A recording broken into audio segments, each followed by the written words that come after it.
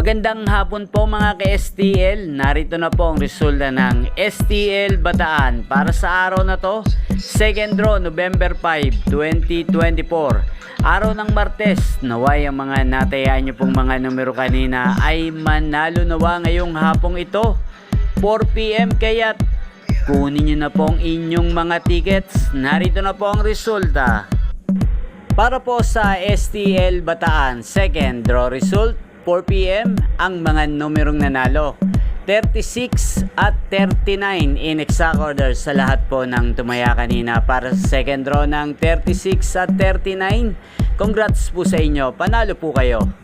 Shoutout po natin si Kuya Bobby. Kuya Bobby, shoutout sa iyo. Wala akong masabi dahil napakasipag mo. Shoutout sa iyo, Kuya Bobby. Ayan, napanood nyo po ang resulta ng STL Bataan sa channel na to, Roderick Hernandez TV. Maraming salamat po sa patuloy niyong panonood sa aking channel. Huwag pong kalimutang mag-subscribe. Thank you for watching.